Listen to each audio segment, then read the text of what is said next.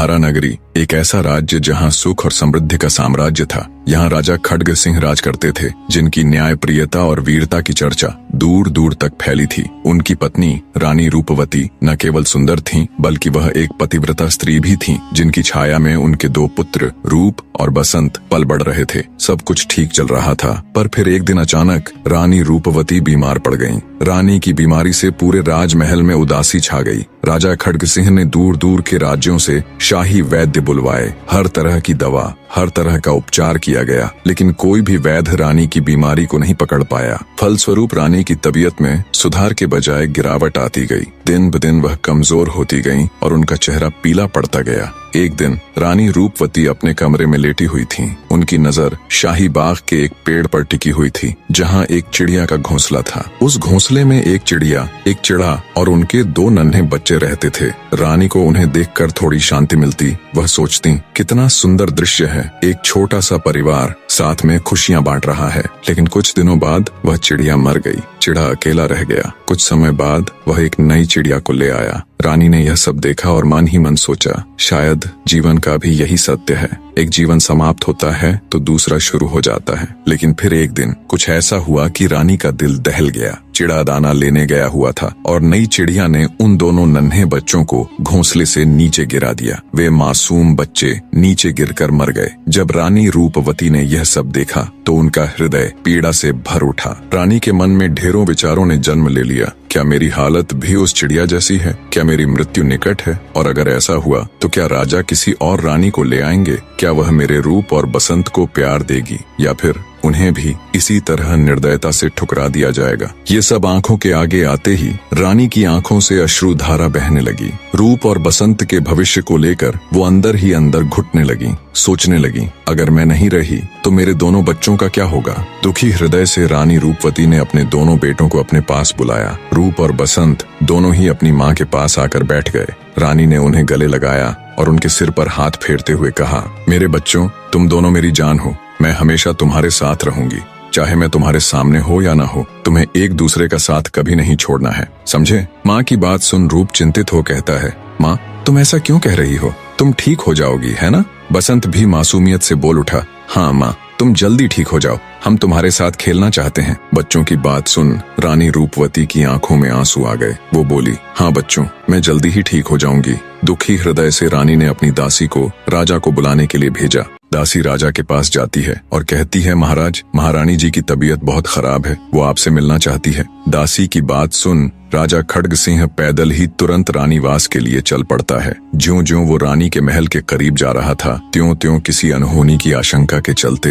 राजा का हृदय भारी और उसके कदम बोझिल होते जा रहे थे। जब राजा खड्ग सिंह रानी के कमरे में पहुंचा तो देखा रानी दीन दुनिया से बेखबर एकटक शून्य में देख रही थी और उसकी आंखों से लगातार अश्रुधारा बह रही थी। राजा रानी के पास जाकर उसका हाथ पकड़कर बैठ गया और बोला, रानी, क्यों दिल छोटा कर रही हो? मैं तुम्हें कुछ नहीं होने दूंगा। दुनिया का हर कोना छान मारूंगा, कहीं तो तुम्हारी बीमारी का इलाज मिलेगा। चिंता मत करो प्रिय, तुम बिल्कुल ठीक हो जाओगी। राजा की बात सुन रानी रूपवती बोली, नहीं महाराज, अब कुछ ठीक नहीं होगा। मुझे साफ साफ मेरी मृत्यु नजर आ रही है, हे महाराज, लेकिन मरने से पहले मैं अपने आखिरी समय में आपसे एक वचन लेना चाहती हूँ। राजा बोला, तुम्हें कुछ नहीं होगा रानी, तुम बिल्कुल ठीक हो जाओगी। फिर भी तुम्हारे संतोष के लिए मैं तुम्हें वचन देता हूँ। राजा के वचन देने के बाद रानी रूपवती ने राजा को चिड़िया की सारी कहानी कह सुनाई और बोली, महाराज, आप मुझसे वादा कीजिए कि मेरी मृत्यु उपरांत आप दूसरी शादी नहीं करेंगे। मुझे किसी और बात की चिंता नहीं,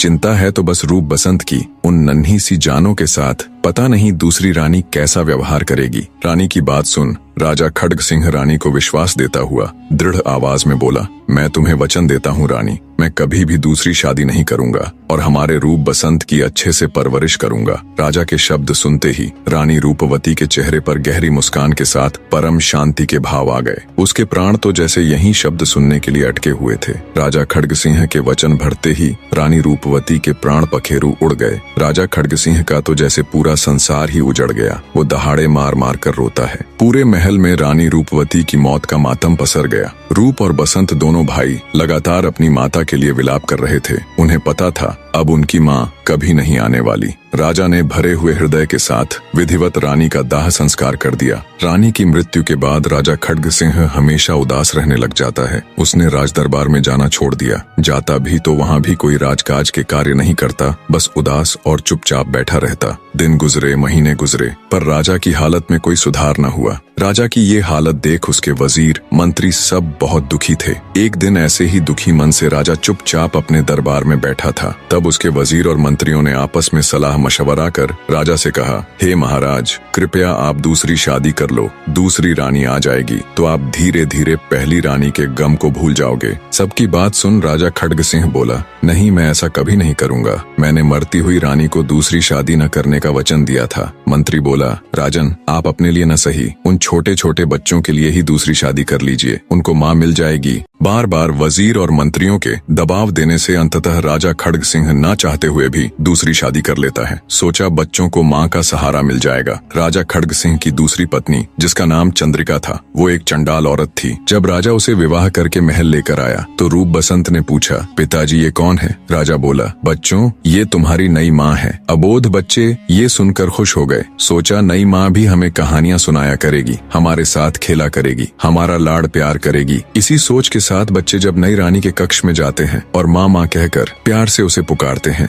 तो चंद्रिका गुस्से में बोली, कौन माँ? कहाँ की माँ? मैं तुम्हारी कोई माँ वा नहीं हूँ, तुम्हारी माँ तो मर चुकी है। उन्हें धमकाते हुए आगे रानी कहती है, आगे से यहाँ कदम भी मत रखना वरना तुम्हारी खाल खींच लूंगी। मासूम बच्चे रोते रोते चुपचाप वहाँ से चले गए। जब राजा ने उन्हें रोते हुए रानी के कक्ष से निकलते देखा तो वो रानी के पास गया और कहा, क्या बात हुई रानी? बच्चे तुम्हारे कमरे से रोते हुए निकले। रानी बोली, ध्यान से सुनो राजन, आगे से ये बच्चे कभी भी मेरे कमरे ही नहीं, मेरे महल में भी नजर नहीं आने चाहिए। आप इनके रहने की व्यवस्था अलग कर दो। रानी की बात सुन राजा बड़ा दुखी हुआ। सोचा क्या सोचकर विवाह किया था और क्या हो गया। भारी हृदय के साथ राजा ने बिना कोई क्लेश किए रानी की बात मान ली और बच्चों के रहने के लिए अलग से जगह बनवा दी। रूप और बसंत वहाँ अलग से रहने लगे। ऐसे ही समय बीतता चला गया। राजा बूढ़ा हो गया। रूप और बसंत अब जवान हो गए। अब चूंकि राजा बूढ़ा हो चुका था तो रानी चंद्रिका उससे कतई खुश नहीं थी। एक दिन रूप और बसंत दोनों भाई बॉल के साथ खेल रहे थे। खेलते खेलते उनकी बॉल रानी के महल में चली जाती है। रूप अपनी बॉल को लेने के लिए रानी चंद्रिका के महल में जाता है। जब रानी चंद्रिका ने रूप को देखा तो उस हट्टे कट्टे खूबसूरत नौजवान को देख उसकी अंतर्वासना जागृत हो गई। रूप ने जब रानी चंद्रिका को देखा तो वो उसे प्रणाम करता है। रानी बोली, तुम कौन हो नवयुवक और यहाँ किस लिए आए हो? रूप बोला, मौसी जी, मैं आपका बड़ा बेटा रूप हूँ। खेलते खेलते मेरी बॉल आपके महल में आ गई, बस उसी को लेने आया था। रानी चंद्रिका बोली, रूप, तुम बिल्कुल अपने नाम के जैसे ही सुंदर हो, पर ये बेटा शब्द लगाने की क्या आवश्यकता है? तुम भी खूबसूरत जवान हो और मैं भी जवान हूँ, हम दोनों की जोड़ी क्या खूब जमेगी। राजकुमार रूप रानी चंद्रिका की ये बात सुन शर्म से पानी पानी हो जाता है और कहता है, मौसी आप कैसी बातें कर रही हो? मैं आपका बेटा हूँ, आप मेरे पिताजी की दूसरी पत्नी हो, आपको ऐसी बातें करते हुए शर्म आनी चाहिए। ये बात सुन रानी चंद्रिका गुस्से से कहती है, पिता की पत्नी? किस पिता की बात कर रहे हो? उस बूढ़े खूसट की। वो मेरी जिंदगी में मेरे लिए कोई मायने नहीं रखता। मेरे लिए तो तुम मायने रखते हो रूप, तुम्हारे साथ मेरी जोड़ी खूब बनेगी। रानी की बात सुन राजकुमार रूप शर्म और गुस्से से कहता है, कैसी बातें कर रही हो मौसी आप? सौतेला ही सही, पर हुआ तो आपका बेटा ना। हे मौसी, आप क्यों एक माँ बेटे के रिश्ते को तार तार करने में लगी हुई हो? रूप की बात सुनकर रानी को गुस्सा तो बहुत आया, पर कुछ सोचते हुए वो अपने गुस्से को पी गई। रानी बोली, रूप तू क्यों फालतू की जिद पे अड़ा है? भूल जा सब बातों को और आजा मेरे पास। इतना कह रानी रूप का हाथ पकड़ लेती है और उसे अपनी ओर खींचती है। रूप तुरंत हाथ छुड़वाता हुआ कहता है, मौसी, लगता है आपने अपनी लाज और लज्जा बिल्कुल त्याग दी है। आपको शर्म आनी चाहिए ये सब करते हुए। जब रानी चंद्रिका ने देखा कि ये तो किसी तरह भी मानने वाला नहीं है, तब रानी बोली, देख रूप,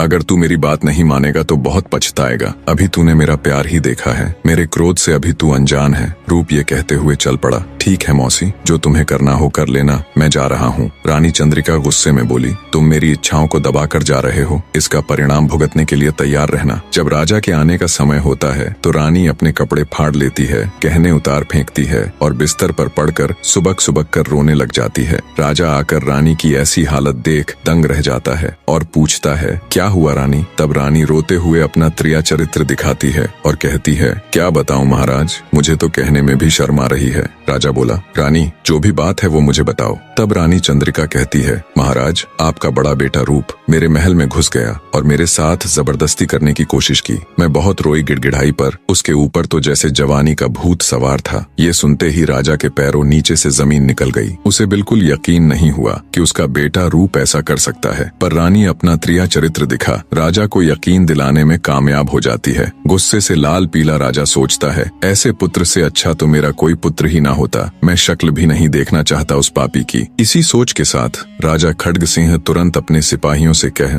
महल के मुख्य द्वार पर अपने बेटे रूप के लिए देश निकाला लिखकर टंगवा देता है। शाम को जब रूप और बसंत दोनों भाई खेल कर आते हैं, तब रूप की निगाह उस शाही फरमान पर जाती है। उसे देखते ही वो तुरंत वापस मुड़ जाता है और चल पड़ता है। तब बसंत कहता है, क्या हुआ भैया, आप कहाँ चल पड़े? तब रूप अपने भाई बसंत को शाही फरमान दिखाते हुए कहता है, बसंत पिताजी ने मुझे देश निकाला दे दिया, उनकी आज्ञा सिर माथे पर, अब मेरा यहाँ कोई काम नहीं। रूप की बात सुन बसंत बोला, नहीं भैया, जरूर कुछ गलतफहमी हुई है, हमें पिताजी के पास चलकर उनसे बात करनी चाहिए। तब रूप अपने भाई को सुबह हुई घटना का सारा किस्सा कह सुनाता है। सारी बात सुन बसंत कहता है, चलो भैया हम ये सारी बातें पिताजी को बता देते हैं। तब रूप बोला, नहीं बसंत, अब समय निकल चुका है। पिताजी फैसला करने से पहले अगर हमको बुलाते और पूछते तो हम उन्हें सारी हकीकत बताते, लेकिन अब कोई फायदा नहीं भाई। तब बसंत रोता हुआ कहता है, भैया मैं भी आपके साथ चलूंगा। बसंत की बात सुन रूप बोला, नहीं बसंत, देश निकाला तो मुझे मिला है, तुम मेरे साथ कहाँ दर दर की ठोकर खाते फिरोगे? बसंत बोला, नहीं भैया, आपके सिवाय मेरा इस दुनिया में कोई नहीं है, और जो आज आपके साथ हुआ है वो कल मेरे साथ भी तो हो सकता है। रूप उसकी बात मान लेता है। दोनों भाई अपने शाही वस्त्रों को त्याग भरे हृदय से राजा की नगरी को छोड़ चल पड़ते हैं। दोनों भाई दुखी हृदय से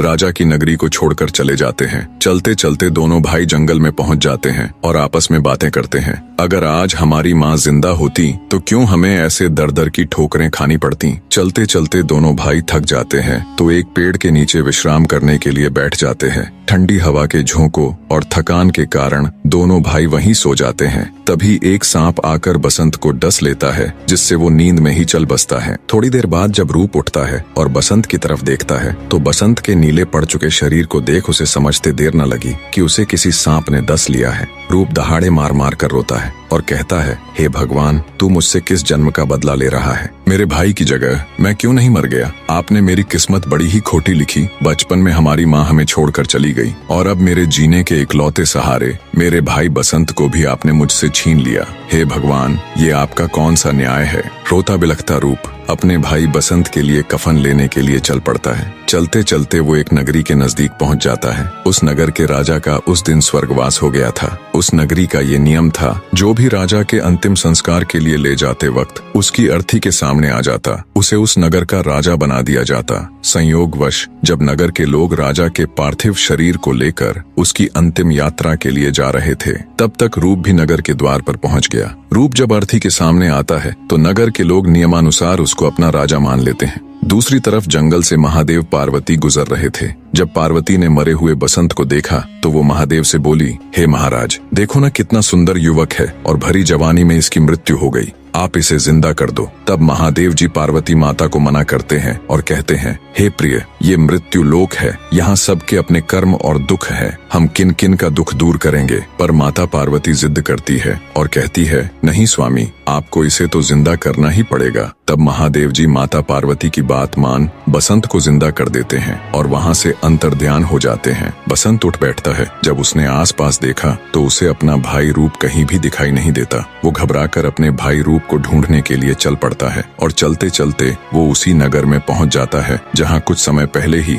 रूप को राजा बनाया गया था। रूप राजा बनने के बाद अपने मंत्री और राजसभा के सदस्यों को अत्यंत दुखी और रुदन स्वर में कहता है, तुम लोगों ने मुझे जोर जबरदस्ती से यहाँ का राजा बना दिया। अरे लेकिन मैं तो बहुत दुखी आदमी हूँ, अपने भाई के क्रियाकर्म के लिए कफन लेने आया था, ना कि राजा बनने। इतना कह राजा अपने सैनिकों सहित उसी जगह पर जाता है जहाँ उसके भाई बसंत का मृत शरीर था। पर जब रूप वहाँ जाता है तो अपने भाई को वहाँ ना पाकर वो और भी दुखी हो जाता है। कहता है, हे भगवान, ये आपकी क्या माया है? एक तरफ तो आपने मुझे राजा बना दिया, दूसरी तरफ मुझे मेरे भाई का क्रियाकर्म तक करने का मौका नहीं दिया। कैसा अभागा भाई हूँ मैं, जो अपने भाई को लकड़ी तक न दे सका। अब मैं उसे कहाँ ढूंढूं प्रभु। तब राजा के सैनिक उसे कहते हैं, महाराज माफ करे, पर ये जंगल है और यहाँ अनेकों जंगली जानवर रहते हैं, शायद उन्हीं में से कोई आपके भाई के मृत शरीर को उठा कर ले गया होगा। राजा दुखी हृदय से वापस महल लौट जाता है। राजा रूप गहरी सोच और भारी मन से अपने दरबार में बैठा था। तभी उस नगर का एक बहुत बड़ा सौदागर दरबार में आता है और राजा रूप के आगे विनती करता है,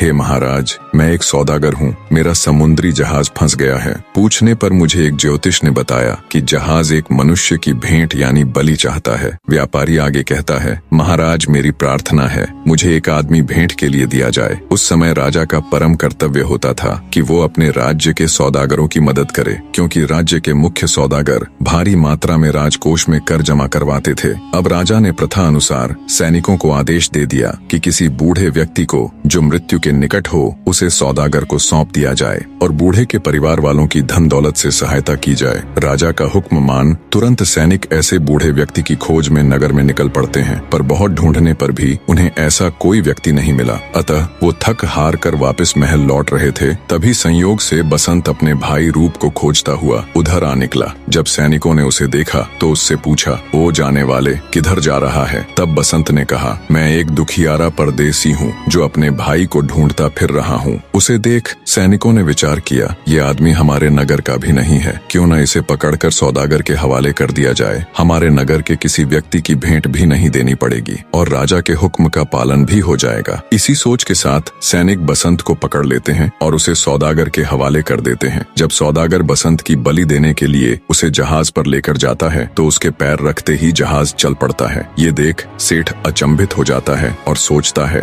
ये तो बड़ा भाग्यशाली व्यक्ति है जिसके पैर मेरे जहाज में पड़ते ही ये बिना किसी की बलि दिए चल पड़ा। इसी सोच के साथ सौदागर बसंत को अपने पास नौकर रख लेता है और उसे अपने साथ जहाज में ले जाता है। सौदागर अपना सामान से भरा जहाज ले दूसरे राज्य जाता है। वहाँ गया तो सौदागर को मालूम हुआ कि आज इस राज्य के राजा की लड़की का स्वयंवर है। सोचा क्यों न तब तक जहाज खाली हो, तब तक जाकर स्वयंवर देखा जाए। वो बसंत को ले राजा की लड़की का स्वयंवर देखने चल पड़ता है। उसके स्वयंवर में भाग लेने के लिए दूर दूर से बड़े बड़े राजा महाराजा आए हुए थे, क्योंकि राजकुमारी चंद्रा अपनी खूबसूरती के लिए देश प्रदेश में विख्यात थी। सौदागर और बसंत भी जाकर राज्यसभा में खड़े हो जाते हैं। कुछ समय बाद राजकुमारी चंद्रा अपने हाथ में वरमाला लिए अपना वर चुनने के लिए राज्यसभा में आती है। जब वो राज्यसभा में देखती हैं तो उसे एक से बढ़कर एक राजा महाराजा दिखाई देते हैं, पर राजकुमारी चंद्रा की नजर सबसे पीछे और एक और खड़े सुंदर नवयुवक के ऊपर अटक जाती है, जिसका चेहरा मुरझाया होने के बाद भी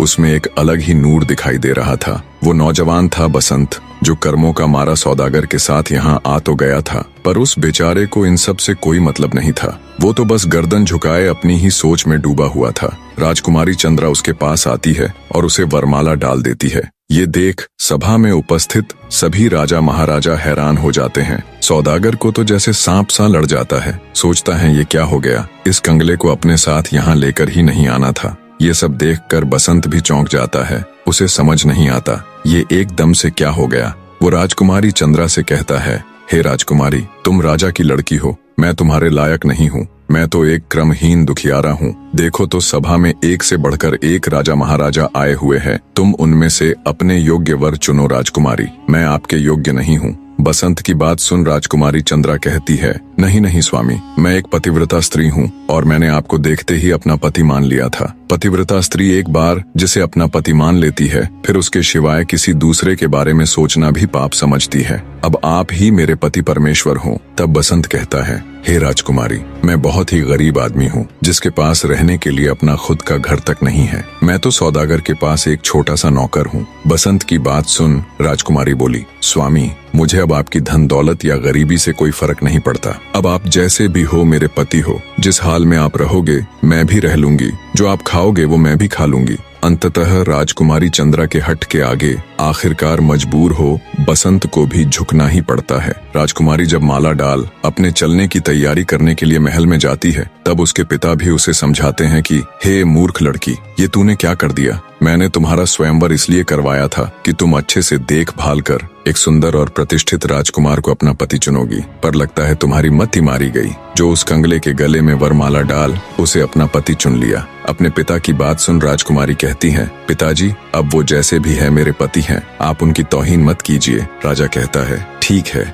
अगर तुम्हारा यही फैसला है तो मैं तुम्हें अपने धन में से एक फूटी कौड़ी भी नहीं दूंगा। देखूं तो तुम इस कंगले के साथ कैसे रह पाती हो। पर राजकुमारी के ऊपर अपने पिता की बातों का कोई असर नहीं हुआ। वो अपने माता पिता और परिवार को त्याग कर बसंत के साथ चल देती है। बसंत अपनी नवविवाहिता पत्नी राजकुमारी चंद्रा को लेकर सौदागर के जहाज पर आ जाता है। उनके पहुंचते ही सौदागर अपने जहाज को राज्य की तरफ रवाना कर देता है। सौदागर के मन में अब भी वही बात घूम रही थी कि वो क्यों बसंत को अपने साथ स्वयंवर में लेके गया। राजकुमारी चंद्रा ने उसे माला क्यों पहनाई? क्या मैं बदसूरत हूँ जो राजकुमारी ने मुझे माला नहीं पहनाई? मेरे पास इतना धन है, इतना बड़ा साहूकार हूँ, फिर भी उसने मुझे पसंद न करके मेरे नौकर को माला पहना दी। इससे बड़ी बेइज्जती मेरे लिए और क्या होगी। मैं अपनी बेइज्जती का बदला तो लेकर रहूंगा। इससे आगे की कहानी भी चैनल के ऊपर डाल दी गई है, आप चैनल पर जाकर उसका लुत्फ उठा सकते हैं।